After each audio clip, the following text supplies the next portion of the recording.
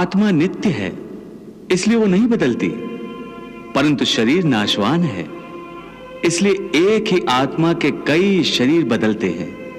इसलिए हर नए जन्म में वो नए नए शरीर धारण करता रहता है।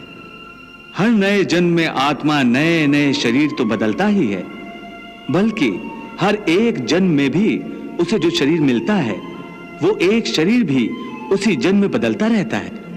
ये बात मेरी समझ में नहीं आई केशव, क्योंकि एक जन्म में तो प्राणी को एक ही शरीर मिलता है।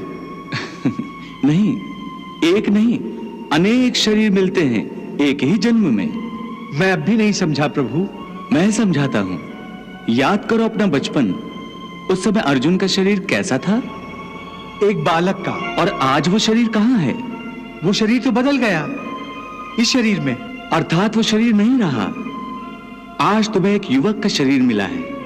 इसी प्रकार प्राणी को जन्म के समय जो शिशु का शरीर मिलता है, वही शिशु का शरीर काल के प्रभाव से एक बालक का शरीर हो जाता है।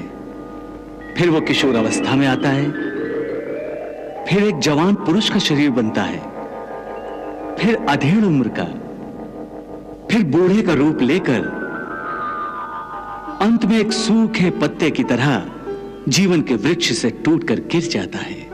हे पार्थ, केवल इतना समझ लो कि मृत्यु एक दरवाजा है जिसके अंदर जाते हुए आत्मा पुराना शरीर छोड़ देती है। वास्तव में मृत्यु और जन्म के दो दरवाजे हैं जो एक दूसरे के आमने सामने हैं। प्राणी जब मृत्यु के दरवाजे पर पहुंचता है तो उस शरीर की मृत्यु हो जाती है। फिर आत्मा का प्रकाश उस शरीर को छोड़कर आगे चला जाता है और फिर वो प्रकाश नए जन्म के दरवाजे में प्रवेश करता है, जहां जीवात्मा को फिर से एक नया शरीर प्राप्त हो जाता है।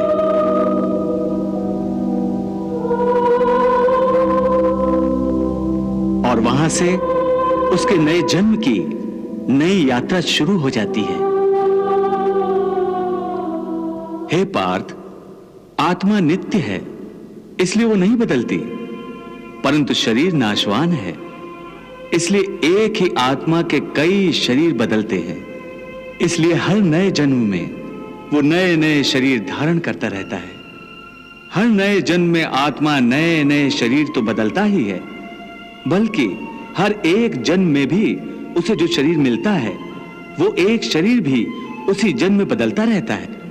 ये बात मेरी समझ में नहीं आई केशव, क्योंकि एक जन्म में तो प्राणी को एक ही शरीर मिलता है। नहीं, एक नहीं, अनेक शरीर मिलते हैं एक ही जन्म में। मैं अब भी नहीं समझा प्रभु। मैं समझाता हूं। याद करो अपना बचपन। उस समय अर्जुन का शरीर कैसा था? एक बालक का।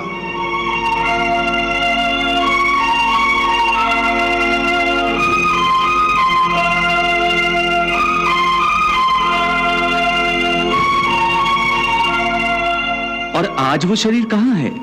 वो शरीर तो बदल गया इस शरीर में। अर्थात वो शरीर नहीं रहा। आज तुम्हें एक युवक का शरीर मिला है। इसी प्रकार प्राणी को जन्म के समय जो शिशु का शरीर मिलता है, वही शिशु का शरीर काल के प्रभाव से एक बालक का शरीर हो जाता है। फिर वो किशोर अवस्था में आता है, फिर एक जवान पुरुष का शरीर बनता है, फिर अधेड़ उम्र का, फिर बूढ़े का रूप लेकर अंत में एक सूखे पत्ते की तरह जीवन के वृक्ष से टूटकर गिर जाता है। इस प्रकार जो शरीर पल पल छिन छिन अपने विनाश की ओर बढ़ रहा है, उस शरीर की मृत्यु का शोक ज्ञानीजन नहीं करते। इसी रूप के लिए शास्त्र कहते हैं, कृष्णम वंदे जगद्गुरुम।